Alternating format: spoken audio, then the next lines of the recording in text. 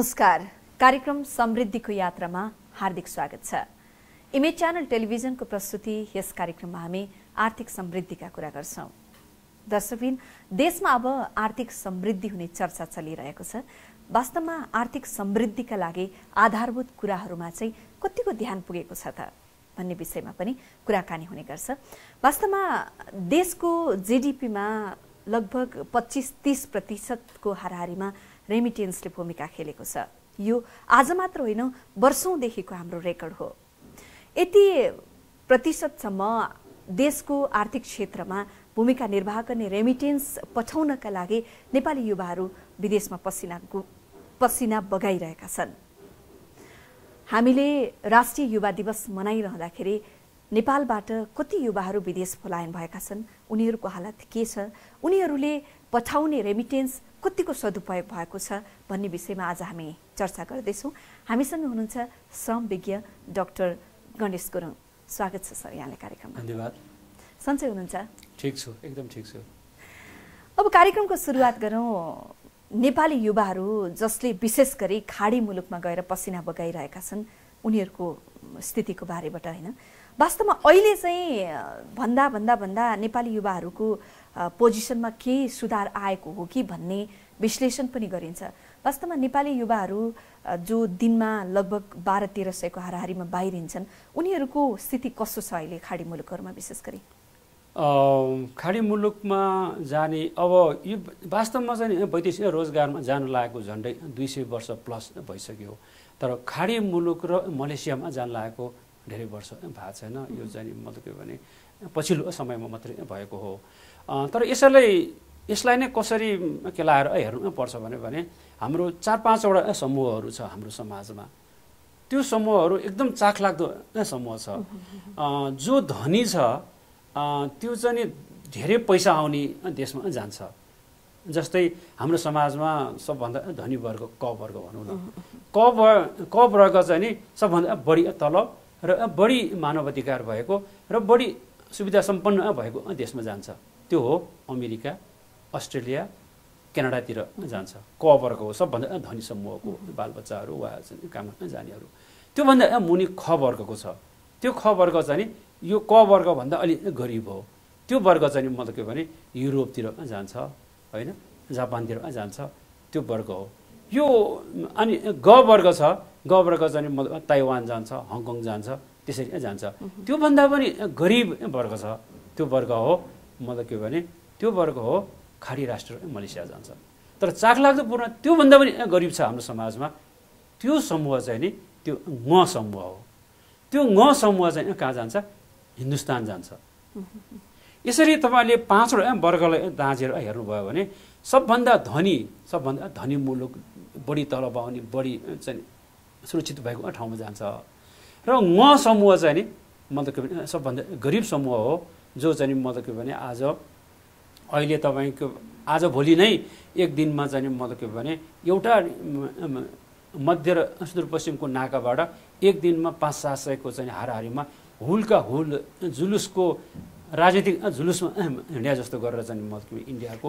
फेरि यहाँनिर जुन यहाँले यो वर्गीकरण गर्नुभयो नि युवाहरूमा, नेपालमा चाहिँ आर्थिक क्षेत्रमा महत्त्वपूर्ण योगदान पुर्याउने रेमिटेन्स धान्ने युवाहरू भनेको त फेरि ग ङ म्याक्सिमम भयो घ वर्गका, जस्तो ग घ ङ वर्गकै होला नि त।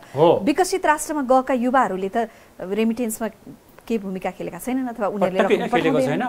उल्टा आफ्नो यहाँ जाने मतलब के भने घर जग्गा आफ्नो अंश बेचेर लगेर उता लाने गर्छ। रिभर्स रेमिटेन्स हामी भन्छौँ त्यसलाई होइन। त्यसरी चाहिँ लाने गर्छ र उसले त्यही देशमा बढी ऊ चाहिँ जग बलियो बनाउने काम गर्छ उसले। किनभने नेपालमा चाहिँ लगानी सुरक्षित छैन भन्ने उसको दिमागमा छ। तर इन्ट्रेस्टिङली मैले यो भनेको जुन यो चाहिँ घ ङहरू तिनीहरूले चाहिँ मतलब के भने जति आफ्नो बचत छ त्यसको 100% चाहिँ उसले चाहिँ नेपाल पठाउँछ। जसले गर्दाखेरि तपाईँले अघि आर्थिक समृद्धिको कुरा गर्नुभयो। आज देशमा आर्थिक समृद्धि यो विगतको दिनहरूमा केही आएको छ भने यो विपेषण वा वैदेशिक रोजगारले पठाएको पैसाले आएको छ। म तपाईँलाई एक्जाम्पल दिन्छु। पक्कै पनि हाम्रो देशमा चाहिँ द्वन्द्व चल्यो है। 1995बाट 2006सम्म जुन 10 वर्ष द्वन्द्व चल्यो त्यो बेलाको रेकर्ड हेर्नुहुन्छ भने ठ्याक्कै चाहिँ 1995मा चाहिँ मतलब के भने तथ्याङ्क विभागले चाहिँ मतलब के भने नेपाल स्ट्यान्डर्ड लिभिङ सर्वे गरेको थियो 2006मा चाहिँ मतलब शान्ति सम्झौता हुँदाखेरि ठ्याक्कै फेरि उसले चाहिँ अर्को चाहिँ मतलब के नेपाल स्ट्यान्डर्ड सर्वे गर्यो त्यसमा के देखायो 42बाट चाहिँ मतलब के भने तपाईको चाहिँ मतलब 32बाट चाहिँ 28मा गरिबी झरेको देखायो त्यो किनभने झन्डै नेपालको जति घरधुरी छ त्यति घरधुरीमा 56% घरधुरीले मतलब के भने विपेषण प्राप्त गर्छ त्यो विपेषणको एउटा नौलो र राम्रो पक्ष के रहेछ भने त्यसमा भ्रष्टाचार रहन्छ नेपालमा आएको जति पनि ठुलठुला चाहिँ मतलब के भने आर्थिक अनुदान र ऋण छ त्यसमा चाहिँ भ्रष्टाचारको जालो भएको तपाईँ हामीले पढेकै हो र तल्लो तहसम्म पुग्नलाई गाह्रो भएको हामीले चाहिँ थाहा पाएको कुरा हो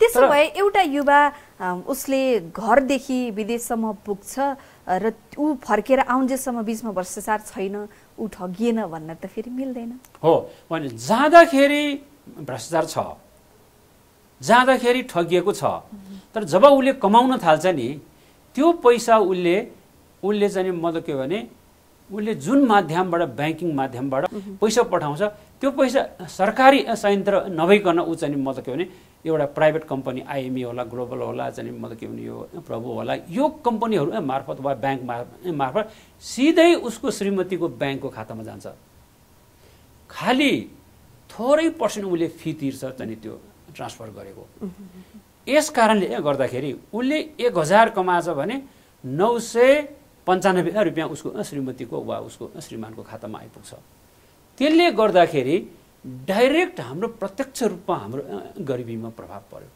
यस कारणले 42 देखि 32 भयो 32 देखि 28 भयो 28 बाट अहिले 25 भयो तर यो बीचमा कुनै पनि हाम्रो यस्तो चमत्कारीपूर्ण कुनै चाहिँ क्षेत्र भएको छैन यो बाहेक तपाईको गार्मेन्टको कुरा गर्नुस् हराएर गयो कार्पेट हेर्नुस् हराएर गयो तपाईको पर्यटन त भर्खरै मौलादै छ त्यो कुनै पनि क्षेत्र कल कारखाना हेर्नुस् सबै लोड सेडिङले चाहिँ सखाबै भएको थियो भर्खर आउँदैछ वैदेशिक रोजगार मात्रै एउटा मात्रै कुरा थियो तपाईले अघि सुरुमा भन्नुभयो जस्तै दैनिक 1200 मान्छे खाडी र मलेसिया गइरहेछ यो तथ्याङ्कमा चाहिँ हिन्दुस्तान जानेको तथ्याङ्क छैन र यो 1200 प्लस हिन्दुस्तान जानेले पैसा पठाउनेमा है झन्डै दिनको 2 अर्ब रुपियाँ यो देशमा भित्रन्छ त्यो पनि त गणनामा छैन नि त्यसो त होइन 2 अर्ब चाहिँ गणनामा छ ब्याङ्किङ च्यानलबाटै आउँछ तर हिन्दुस्तानबाट चाहिँ आउनेको गणनामा च्यानल छैन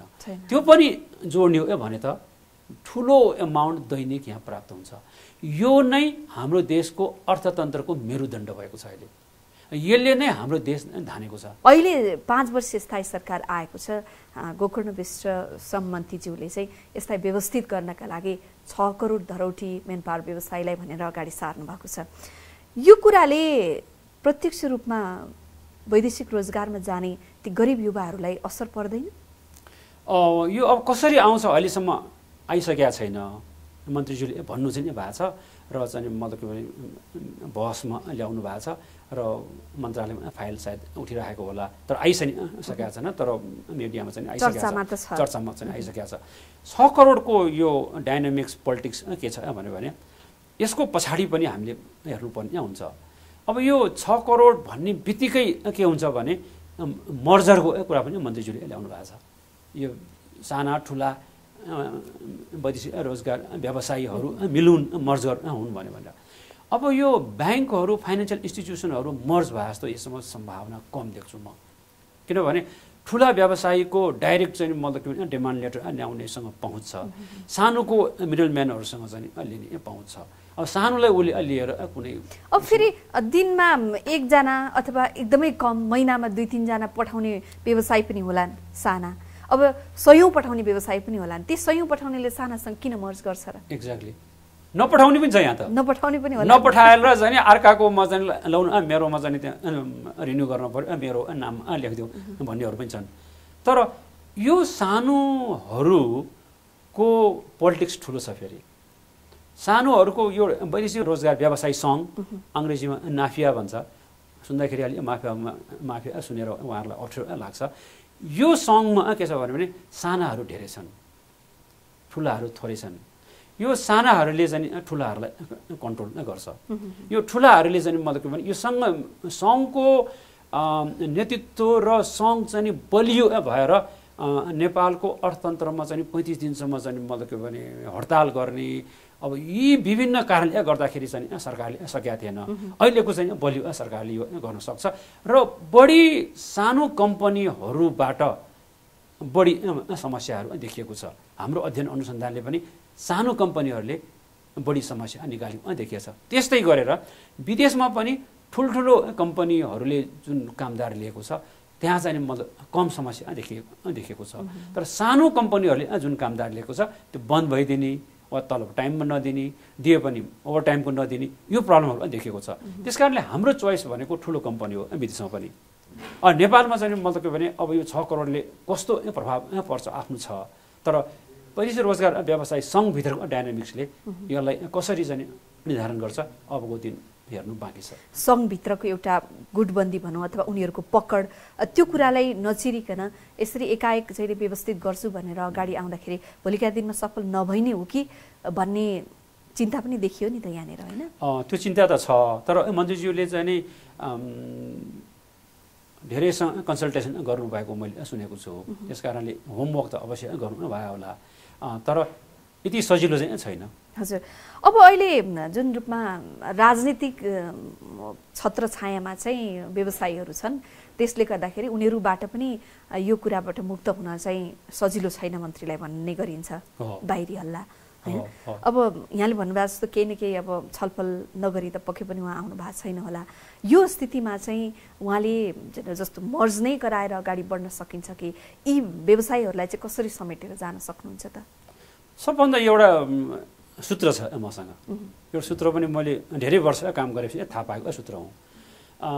र धेरै मन्त्रीज्यू, श्रम मन्त्रीज्यूहरू आउनुहुन्छ, भूपी शेरचनको कविता जस्तै काठमाडौँ एउटा खाल्टो एउटा एस्ट्रे हो भने जस्तै आउँदाखेरि आगो भएर आउने अनि पछि धुवा भएर फर्कने गर्नुभएको छ। धेरै मन्त्रीहरू, मेरो शुभकामना छ हाम्रो वर्तमान मन्त्रीज्यूलाई, मेरो शुभकामना छ आगो भएर बसिरहनुलाई। अब यसमा के छ भने यो त सूत्र छ, त्यो सूत्र चाहिँ हामीले पत्ता लागेको सूत्र। त्यो सूत्र के भन्यो भने नेपालभित्रै वैदेशिक रोजगारमा सुधार गर्न खोजियो भने धेरै राजनीति हुने, धेरै समय लाग्ने, गाह्रो हामीले यो चाहिँ 20 वर्षमा देख्यौँ। तर समय नलाग्ने, गाह्रो नहुने, चाँडै निर्णय सुधार गर्न सकिने के छ भने विदेशमा रहेको जुन कम्पनीहरू छ जसले हाम्रो कामदार लिन्छन् त्यो ठुल्ठुला कम्पनीहरूसँग चाहिँ सरकारले मिलेर काम गरेर त्यो कम्पनीलाई कन्भिन्स गरेर त्यो कम्पनी मार्फत चाहिँ मतलब के भने यहाँ परिवर्तन गर्न सजिलो देखियो। कसरी?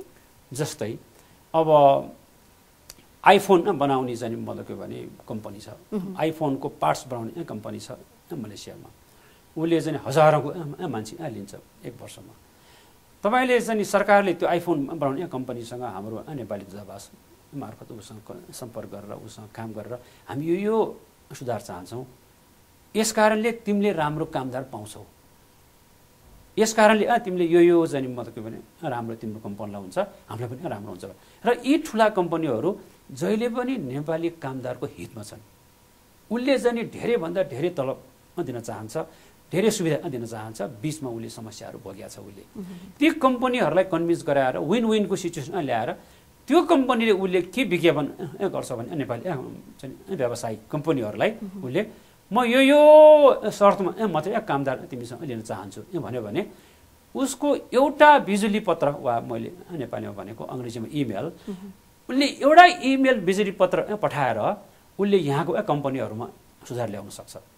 किनभने त्यो सुधार उसले त्यो उसको चाहिँ शर्तहरू उसले मानेन भने उसले बिजनेस पाउँदैन। उसले त्यसको लागि त हामीसँग फेरि स्किल्ड म्यान पावर हुनु पर्यो नि, होइन? त्यो स्किल म्यान पावरको पनि एउटा मिथ छ। हेर्नुहोस्, हामी सबैजना चाहिँ मिडियाले सबैले हामी के भन्छ भने नेपाली कामदार चाहिँ अनस्किल्ड गयो, स्किल गरेर पठाउनु पर्यो। त्यो वाक्य अर्ध सत्य हो। कतारमा स्किल मात्रै मान्छे चाहेको छैन, अध्यक्ष चाहिँ अनस्किल पनि कामदार चाहेको छ। किनभने उसको स्टेडियम बनाउनु छ। स्टेडियम बनाउनलाई जति उसले मसिन प्रयोग गर्छ, मसिनले गर्न नसक्ने निट्टी गिट्टी काम गर्न त चाहिँ अनस्किल मान्छे नै चाहिन्छ उसको लागि। त्यो भएर हामीले जति भनिआएको स्किल म्यानपावर पठाउन सकेनौँ भने तत्कालको लागि कुरा भयो नि। जब यहाँले भन्नुभएको छ 200 वर्षदेखि चाहिँ हाम्रो वैदेशिक रोजगारीमा नेपाली युवाहरू गइराखेका छन् भने आजको दिनसम्म आइपुग्दा जति पनि मागियो अनस्किल गए। अब स्किल म्यानपावर गएको खण्डमा त उनीहरूको त यसै पनि तलब पनि बढी, काममा पनि सजिलो त पक्कै हुनेछ नि त, होइन र? फेरि हो, सत्य हो।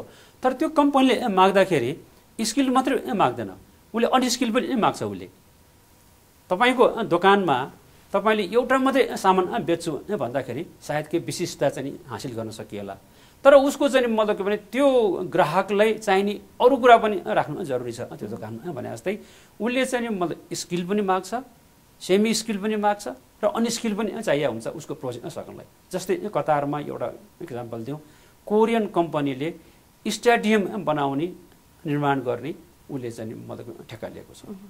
उसलाई 25 प्रकारको मान्छे चाहिरहेको हुन्छ उसलाई, होइन? उसलाई हाइली स्किल कम्प्युटरमा चाहिँ नि डिजाइन गर्ने इन्जिनियर पनि चाहिरहेको हुन्छ उसलाई, होइन? उसलाई चाहिँ मतलब के भने उसलाई एकदम चाहिँ स्किल मान्छे मात्रै चाहिएको हुन्छ, सेमी स्किल पनि चाहियो, तर सँगसँगै अनस्किल पनि चाहिएको हुन्छ।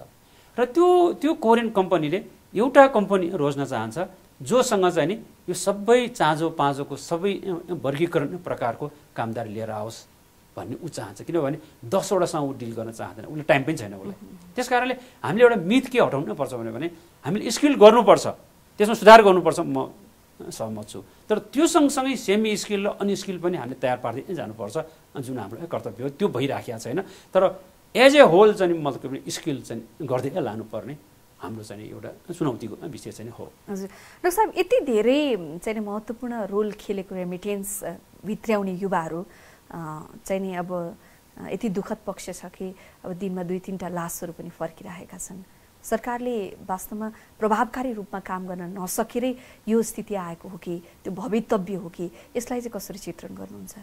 यो के भयो भने यो वैदेशिक रोजगार यो खाडी राष्ट्र यो मलेसिया र अन्य देशहरूमा अहिले कोरिया गइरहेको चाहिँ नेपालले योजना गरेर पठाएको होइन, नेपालले परिकल्पना गरेर पठाएको होइन।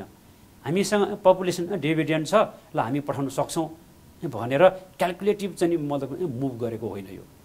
यो के भन्यो भने खाडीमा तेलको चाहिँ मतलब के भने एकदम उत्पादन वृद्धि भयो, त्यस कारणले उसको इकोनोमी बुम भयो। मलेसियाको युरोपबाट धेरै डिमान्डहरू आउन थाल्यो, त्यो भएर उसको फ्याक्ट्रीहरू निर्माण भयो, उसको इकोनोमी भयो, त्यहाँ कामदारको अभाव भयो। अनि पानी जाने मतलब के भने अर्को ठाउँबाट तल चाहिँ पानी बगेस्तै गरेर हाम्रो कामदारहरू भरेर गए हो। वैदेशिक रोजगार विभाग नै धेरै पछि मात्रै विदेशमा धेरै मान्छे जान थालिसकेपछि धेरै पछि मात्रै खुलेको हो है। हामीले के गर्न सकेनौँ भने हाम्रो कामदारको विशेषताहरू के छ है? तपाईँले भने जस्तै अनस्किल छ हामीसँग, सेमी स्किल छ, स्किल छ, हाइली ट्रेन चाहिँ मतलब चाहिँ डक्टर छ, नर्सेस छ। हाम्रो कामदारहरू एभाइलेबल नेपालमा के छ र हाम्रो ट्रेनिङ दिने इन्स्टिट्युसन्सहरू के छ र हामीले के सप्लाई सक्छौँ के सक्दैनौँ भन्ने हाम्रो नै आफ्नै क्यालकुलेसन पनि गर्न सकेनौँ हामीले। एउटा अर्को कुरा हामीले कहिले पनि नगरेको कुरा के छ भने विश्व बजारमा कुन प्रकारको मान्छेको आवश्यकता छ र हाम्रो कहाँनिर चाहिँ मतलब के भने पूर्ति हुन सक्छ, हाम्रो निच मार्केट वा हाम्रो चाहिँ मतलब के भने कम्पेरेटिभ तुलनात्मक लाभ हामी कहाँ लिन सक्छौँ भन्ने कुरा विश्लेषण गरेनौँ हामीले। र दुःख लाग्दो कुरा संसारको सबभन्दा बढी मानव अधिकार कम भएको, मजदुरलाई चाहिँ मजदुरको रूपमा नलिने, कानुनमा नराखिएको खाडी राष्ट्रहरूमा हामीले वारेर पठाउन लाग्यौँ। हामी त्यस्तो ठाउँमा पठाइराखेका छौँ घरेलु कामदार हाम्रो दिदीबहिनीहरू जहाँ चाहिँ नि मतलब के भने त्यो कामदारलाई चाहिँ नि मजदुरको रूपमा त्यहाँकै कानुनले लिएको छैन, त्यहाँ पठाउँछौँ हामी अनि हामी भन्छौँ उसको चाहिँ हक हित भएन भनेर। हामीले पठाउनु पर्ने कुन युरोपमा होला वा जापानमा होला, कहाँ जहाँ बढी हाम्रो तुलनात्मक लाभ छ, जहाँ हामी चाहिँ अब हावापानीको दृष्टिकोणले हेर्नुहोस् न, हाम्रो चाहिँ मतलब के भने कहाँ यहाँ चाहिँ राम्रो हाम्रो जतिको चाहिँ मतलब के भने हावापानी भएको मान्छे 52 डिग्रीको चाहिँ हिटमा गएर चाहिँ पिचको चाहिँ तातेको पिचमाथि हामीले काम गर्न पठाइरहेको छौँ। त्यो पनि नमिल्ने कुरा भयो। हामीसँग मिल्ने कहाँ छ त? हाम्रो तुलनात्मक लाभ कहाँ हुनसक्छ? पैसाको हिसाबले, स्वास्थ्यको हिसाबले, हाम्रो चाहिँ मतलब के भने देशको सम्बन्धको हिसाबले, जुन राष्ट्रहरूसँग हाम्रो द्वैत सम्बन्ध थिएन त्यहाँ हामीले पठाइराख्यौँ। यस कारणले यो नै हाम्रो सबभन्दा के भने क्यालकुलेटिभ हामीले चाहिँ मतलब के भने रिस्क म्यानेजमेन्ट नगर्नु नै हाम्रो चाहिँ मतलब समस्या भएको कारणले हामीले यतिका मान्छे तपाईँलाई भन्नुभयो जस्तै दिनमा 2-3 जना 1200 जान्छन्, दिनमा होइन 2-3 जना जाने बाकसमा सपना चाहिँ बाकसमा फर्केर आउँछ। यो विडम्बना भएको कारण त्यो कारणले हो। हजुर डाक्टर साहब, अब चाहिँ यसलाई खालि एउटा राजनीतिक गर्ने इस्यु मात्र बनाउने कि अब व्यवस्थित रूपमा नेपालीहरूलाई चाहिँ यहाँले भन्नुभयो जस्तो स्किल बनाएर अथवा क्याटेगोराइज रूपमा चाहिँ बढाउनका लागि प्रयास गर्ने त?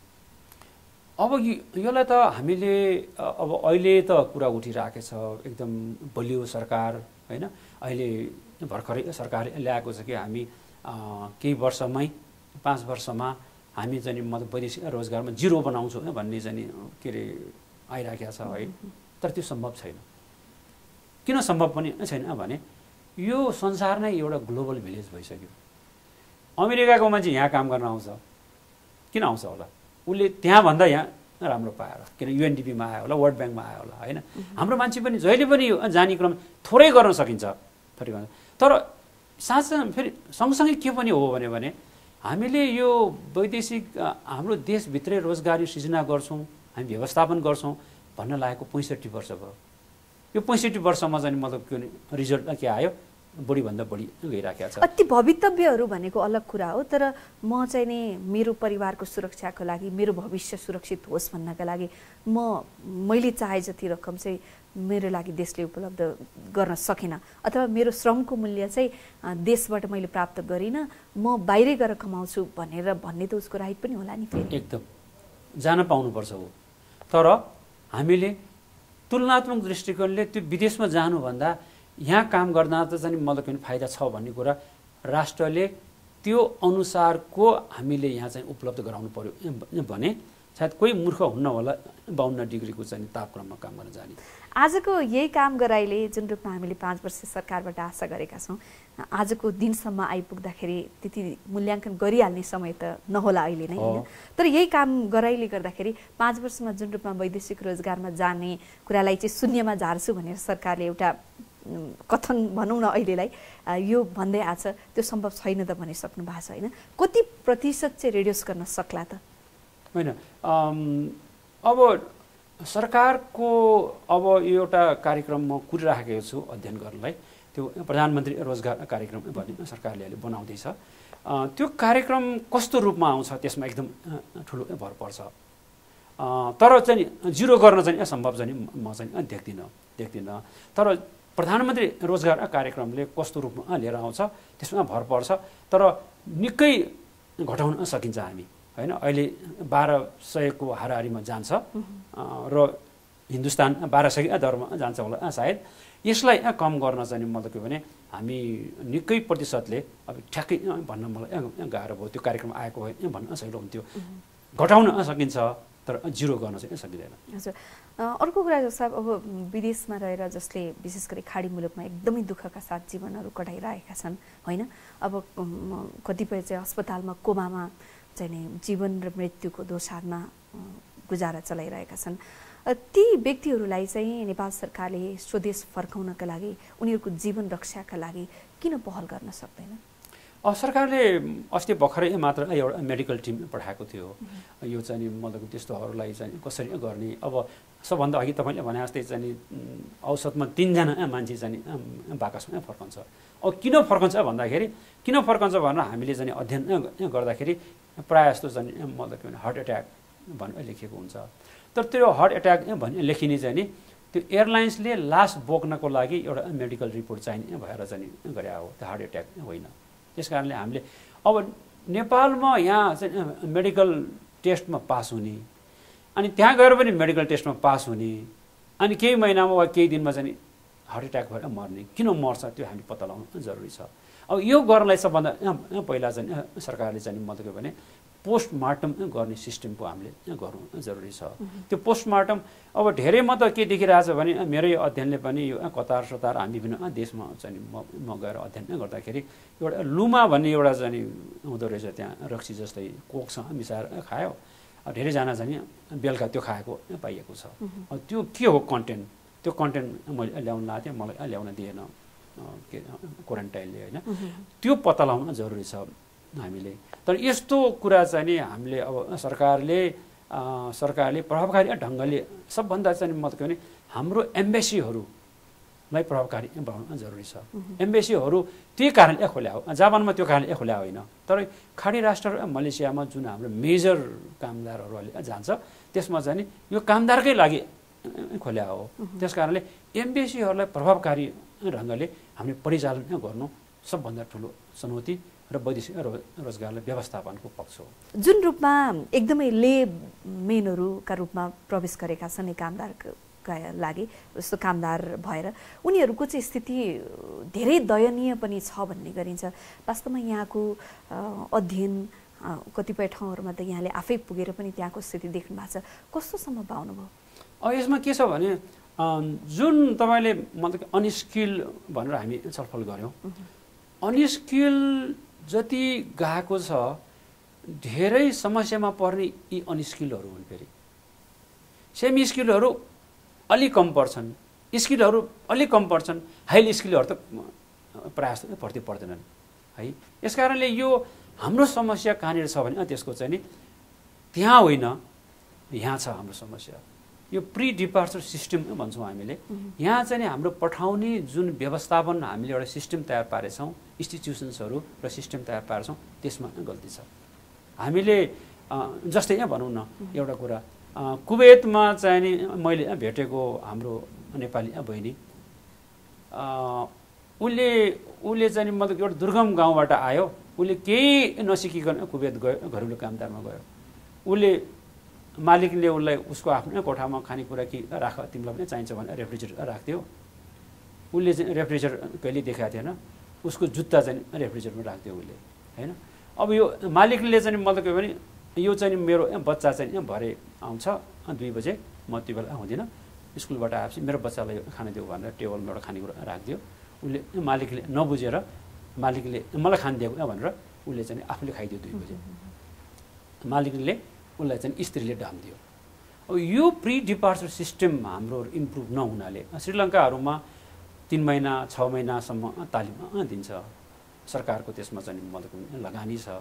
त्यो सिस्टमबाट ऊ ग्रेजुएट भएर जाँदाखेरि उसले के गर्छ, त्यहाँ फेस गर्न सक्छ, उसले भाषा सिक्छ, उसले केही भाषा चाहिँ सर्भाइभल ल्याङ्ग्वेज सिकेको हुन्छ उसले। त्यस कारणले गर्दा समस्या हामी कहाँ यो प्री डिपार्चर सिस्टममा हामीले चाहिँ व्यापक सुधार गर्नु जरुरी छ। यसका लागि त जस्तो पठाउने कम्पनी भनौँ अथवा मेन पावर कम्पनीहरू, उनीहरूले सर्टेन रूपमा जुन रूपमा उनीहरू कामदारहरूबाट पैसा लिइसकेका हुन्छन् तिनीहरू र प्लस जाने मान्छेले पनि यो कुरामा त कन्सियस त हुनुपर्ने रहेछ नि, त्यसो भए होइन? हो, सबभन्दा जाने मान्छे नै कन्सियस हुनु जरुरी छ, जो हामीले चाहिँ प्री डिपार्चर भित्रै पर्माउँछ। अहिले त झन् सजिलो के भइछ भने हाम्रो देशबाट जाने उमेरका र जाने खालका मान्छेको जुन विशेषता छ नि त्यो सबैसँग मोबाइल छ। अहिले हामी यस्तो मोबाइलबाट एउटा एप बनाएर मोबाइलबाट हामी तिनीहरूलाई कसरी हामी प्री डिपार्चर सिस्टममा चाहिँ मतलब के पनि एजुकेट गर्न सक्छौँ भन्ने कुरा एउटा पूर्वाधार तयार भएको छ।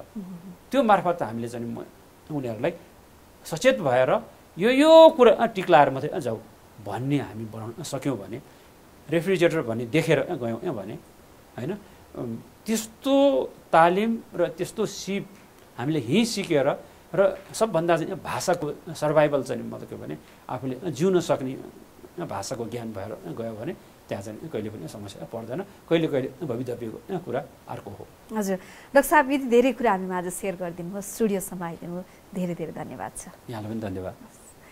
दर्शकबिन, आज हामीले वैदेशिक रोजगारमा गएका विशेष गरी नेपाली युवाहरूको अवस्था र कसरी जानुपर्छ, त्यसका लागि कसरी तयार हुनुपर्छ भन्ने विषयमा केन्द्रित रहेर छलफल गऱ्यौँ। हवस् त, आजका लागि कार्यक्रमको समय पनि सकिएको छ। हामी सबैजना आगे चाहन्छौँ। नमस्कार।